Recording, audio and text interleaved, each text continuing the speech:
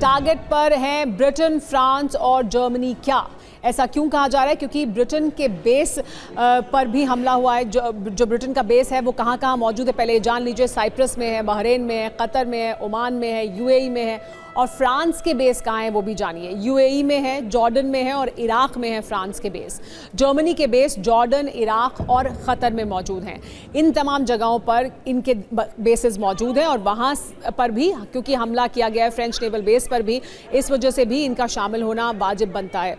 लेकिन वीके दत्ता जी, जर्मनी, अभी हमने सुना ब्रिटेन की तरफ से साफ किया गया है कि हम हमारे बेसिस का इस्तेमाल करने देंगे अमेरिका को। तो बेसिस का इस्तेमाल करने देंगे ताकि ईरान जो हमले कर रहा है उसे रोका जा सके, या इसके आगे बढ़कर पूरी तरह से सहयोग भी करेंगे ये तीनों देश?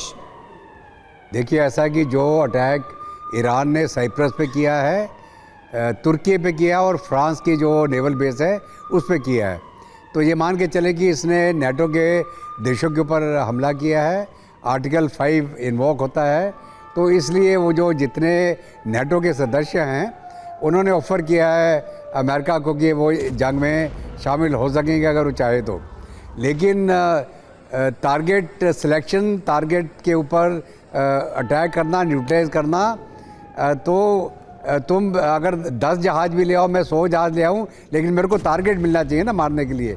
तो टारगेट जो है उसको ऑलरेडी इजराइल और अमेरिका इंगेज कर रहा है, तो उसके अंदर फ्रांस, यूके और जर्मनी के आने से कोई नई बात नहीं होने वाली। जहाँ तक ईरान का सवाल है, वो तो मार खा रहा है वो, और मार खाने से कोई फ़र्क नहीं पड़ेगा उसको।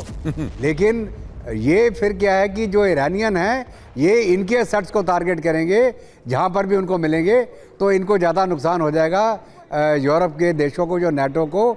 और इनकी मिसाइलों में अभी इतनी क्षमता है कि शायद ये यूरोप की पेरिफेरी तक जाकर हमला कर पाएंगे। लेकिन क्या एम्बेसडर वोरा, ईरान ये करेगा कि वो यूरोप की पेरिफेरी तक जाकर भी हमला करे?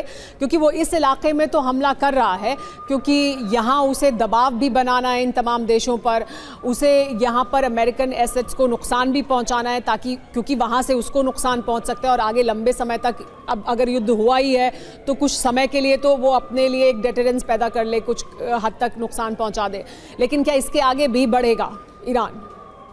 जो मेरा तजुर्बा है, जो मैंने पढ़ा है और देखा है, जब ऐसी स्थिति में कोई भी देश होता है या उसकी लीडरशिप होती है, उनके डिसीजंस बेटा फिर रैशनल नहीं होते, इरैशनल हो जाते हैं कि हम ये कर देंगे, वो कर, फिर आप अपने ही प्रोपेगेंडा में विश्वास करने लगते हो। यूरोप से अगर वो भिड़ गया और आर्टिकल 5 इन्वोक हो गया, जैसा लीबिया में हमने देखा था या इराक में देखा था या सीरिया में देखा, वो तो फिर ख़त्म हो जाएगा बिल्कुल, उनका इंफ्रास्ट्रक्चर बिल्कुल ध्वस्त हो जाएगा। वो ये ब्रिटिश वाला कह रहा है, हमने कहा है लिमिटेड पर्पज़ के लिए जहाज़ उड़ेंगे, पता नहीं क्या बोलता है, जहाज़ इधर को उड़े या उधर का उड़े, ये कौन होता है देखने वाला, कहाँ जा रहा है। मेरा अपना मानना है कि ईरान नॉर्मल रैशनल डिसीजन नहीं ले पा रहा।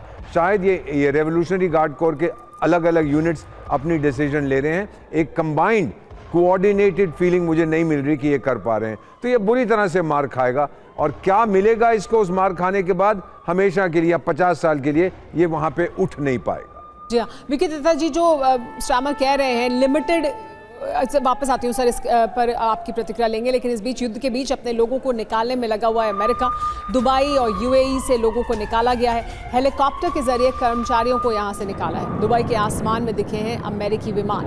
तो अमेरिका लगातार अपने नागरिकों को यहाँ से बाहर निकाल रहा है, क्योंकि यहाँ हालात इस इलाके में तनावपूर्ण बने हुए हैं। दुबई के आसमान में दिखे हैं अमेरिकी विमान। हेलीकॉप्टर का भी इस्तेमाल किया गया है अपने कर्मचारियों को यहाँ से इवैक्यूएट करने के लिए, बाहर निकालने के लिए।